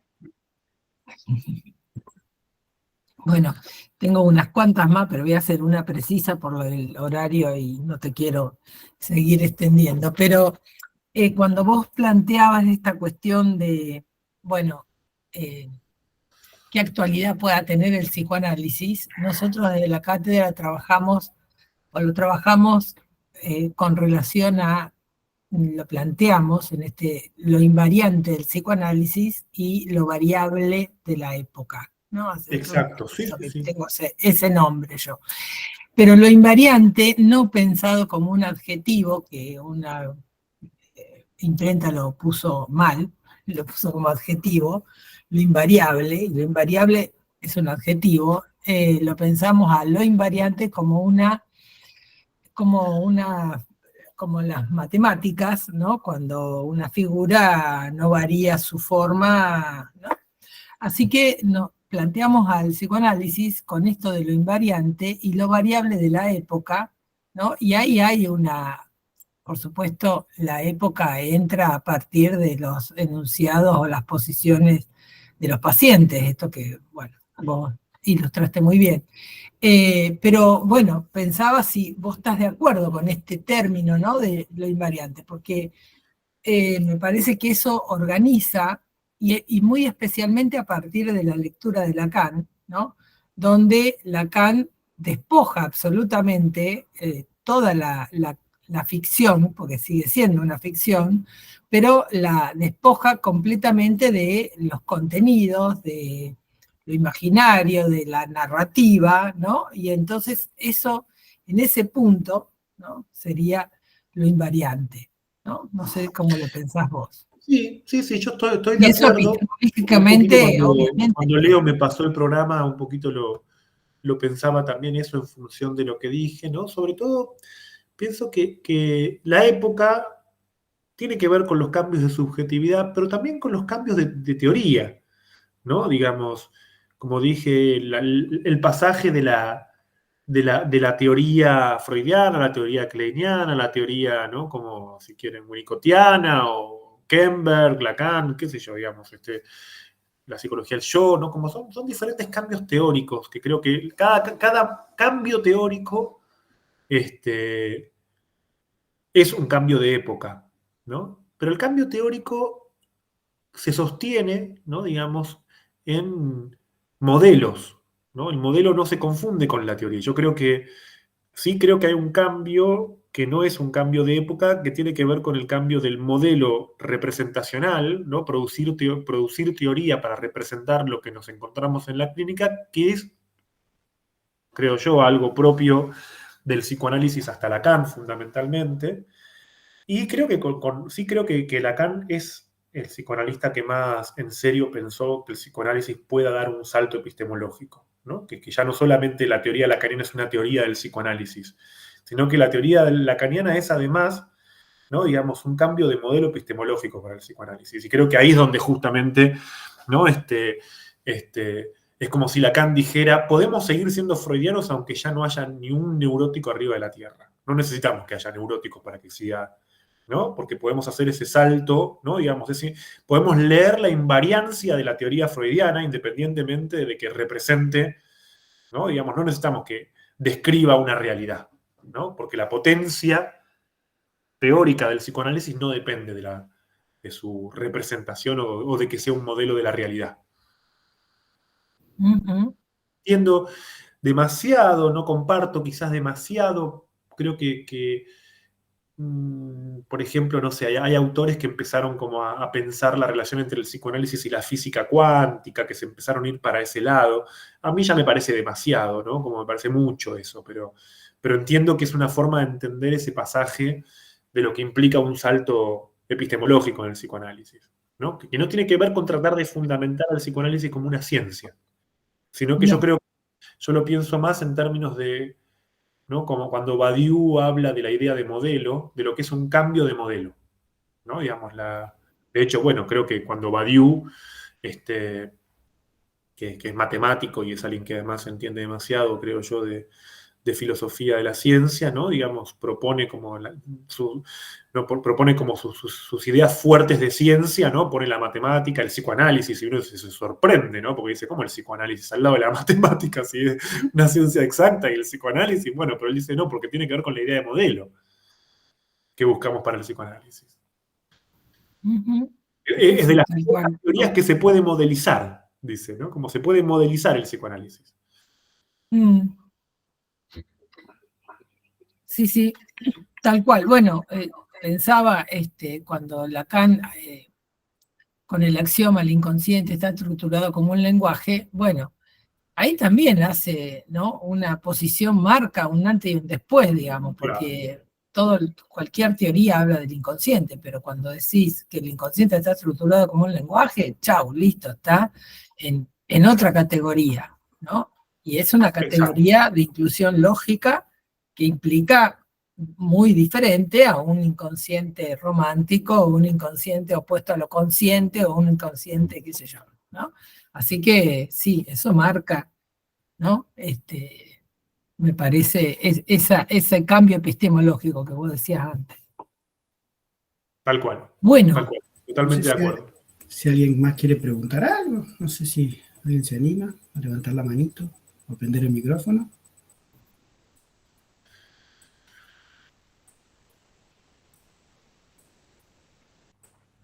Yo dejo únicamente comentario cortito. Me encantó el recorrido. Me parece que es un llamado a pensar, digamos, es de conversación.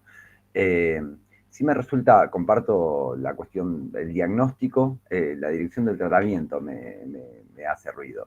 Nosotros tenemos la afirmación lacaniana de que, bueno, una sociedad con cada vez menos sentido de la tragedia, el Edipo no podría conservar su estrellato. Como que hay incluso una lectura en línea, yo pensaba en El Rey León, hoy lo traían en clase, ligado a Hamlet, como diciendo, bueno, es el montaje de Hamlet en relación a la película infantil. Ahora, lo que tenemos en Hamlet o en El Rey León es, bueno, la imposibilidad de llevar a cabo un acto político que le permitiría ubicarse en su época. La lectura es la época en la cual ese acto tendría sentido, ya no existe.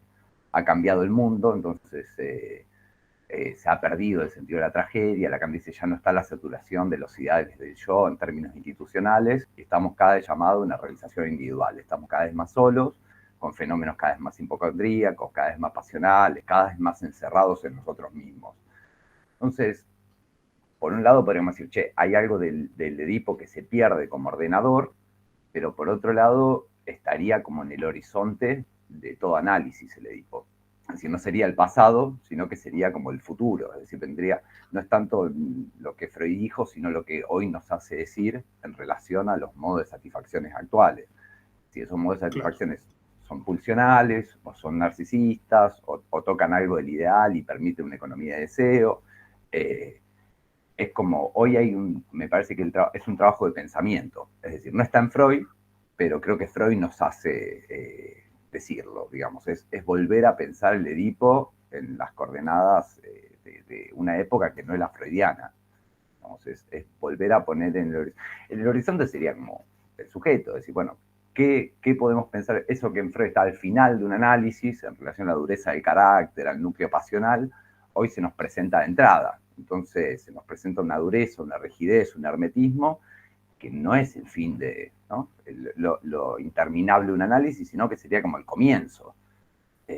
La cosa es si Freud está en el pasado o viene en el futuro, digamos. Si el Edipo está en el pasado o es algo que podemos pensar en el futuro, digamos. Si está en el horizonte de una práctica, o lo que nos queda es, bueno, una praxis cada vez más limitada por las condiciones de la época. Me encantó el recorrido, me parece riquísimo. Sí, comparto lo que planteás por ahí, subrayaría esta idea que me parece esta palabra, este término que usaste, que creo que es tan significativo, que es el de horizonte, ¿no? Como que me parece que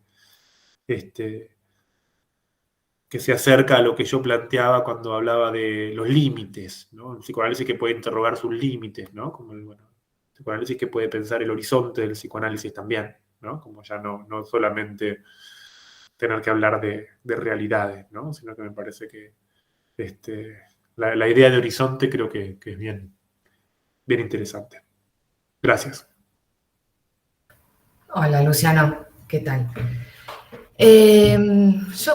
Bueno, sumando un poco a lo que mencionaba Nahue y el recorrido que habías planteado en un momento, decías esto de, bueno, en la actualidad un poco la apuesta tenía que ver con pensar, con la clínica, era la clínica de los límites del psicoanálisis. Yo lo que no podía dejar, o se me ocurre en realidad, es si hay algo, no sé muy bien cómo formularlo, pero me parece que hay algo de esto que incluso, y quizás en algunos historiales freudianos, podemos encontrar algo de esto de los límites del psicoanálisis. No sé, se me pensaba, por ejemplo, en la joven homosexual, en lo que ocurría con la transferencia o en ese abandono de Dora hacia Freud. Bueno, esos puntos, si acaso, digamos, no son por esos bordes que nos permiten con Freud pensar desde ahí algunas cosas que ya aparecían, ¿no?, con relación a los límites. No sé si se entiende lo que estoy tratando de buscar. Sí, yo creo que está bueno. Para pensar, perdón, para pensar Sí, justamente, bueno, ciertas posiciones, no sé, subjetivas actuales, ¿sí? Es también con Freud, en esos puntos de obstáculo, ¿no? Por ahí va la cosa. Sí, estoy de acuerdo. Creo que una cosa es la teoría freudiana o Freud teórico del psicoanálisis y otra cosa es Freud como, diríamos, clínico, ¿no? Y a Freud la clínica se le va todo el tiempo, ¿no? Todo el tiempo se le está yendo de las manos, ¿no? Como caso Dora, ¿no? Digamos, donde Freud dice confía demasiado en la interpretación y entonces inmediatamente tiene que plantear, ¿no? Digamos, prestarle un poco más de atención a la transferencia en el caso del hombre y las ratas, pero después rápidamente se le descompleta con el caso del hombre y los lobos o con la joven homosexual que ya plantea otro tipo de posición subjetiva no neurótica, ¿no? Digamos, en el caso de la joven homosexual, 3 veces dice Freud a lo largo del historial que la mujer no era neurótica, ¿no? Y si no era neurótica, ¿qué era? Bueno, no, tampoco era psicótica, o sea, ya es el primer caso, tanto el hombre de los lobos como el caso de la joven homosexual son 2 casos donde Freud ya está ubicando en el final, ni siquiera en el final, o sea, 1920 ya está ubicando que la clínica no es neurosis y psicosis, que ya hay problemas en relación a la distinción estructural de neurosis y psicosis. Entonces sí, ¿no? Digamos, de hecho, el último gran texto de Freud, que es el esquema de psicoanálisis, termina con una reformulación del Edipo, donde Freud dice que se está volviendo en su época mucho más frecuente un tipo de variación del Edipo masculino que no coincide con tomar al padre como rival, sino que consiste ¿no? Simplemente en desasirse de la madre.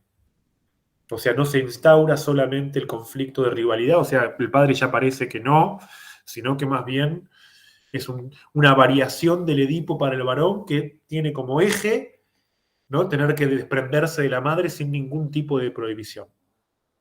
¿No? Es el tramo final del Edipo, y que Freud dice, esos varones suelen quedar en posición pasiva frente al otro, ¿no? Algo que hoy en día es un motivo de consulta muy frecuente, ¿no? Digamos, cuántas mujeres hoy consultan, ¿no?, por dificultad con hombres, que cualquier cosa que le dicen al tipo, el tipo lo único que responde es no, no, no. O sea, son tipos que le dijeron que no a la madre y después de decirle que no a la madre le dijeron que no a todas. Porque lo único que responden es no. Ya eso Freud lo está ubicando a fines de la década del 30. O sea, ya mismo Freud tiene muchas teorizaciones de, digamos, sería más complejo ver esto, ¿no? Pero Freud no es que tiene una teoría del Edipo cerrada, ¿no? Tiene muchos problemas ubicados ya Freud mismo está notando que hay un cambio de subjetividad, ¿no? Sobre todo entre la década, bueno, después de la guerra, ¿no? Yo creo que no podemos dejar de tener en cuenta también que Freud escribe, ¿no?, digamos, después el cambio de perspectiva en la teoría de Freud después de la Primera Guerra Mundial es enorme.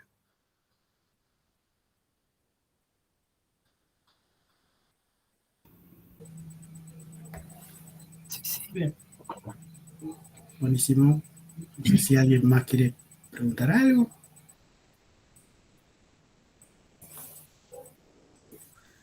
Parece que no. Bueno, yo preguntar no, pero conversar seguiría. Sí, seguiríamos. Seguiríamos charlando, ¿no? Nos va a matar Luciano. Bueno, muchísimas gracias, Luciano, por acompañarnos. Les voy a proponer que larguen los micrófonos y le aplaudimos. ¿Qué les parece? Bueno, no, muchas gracias a ustedes. Por lo menos que se escuche el aplauso. A ver, me mandan manitos. No. No,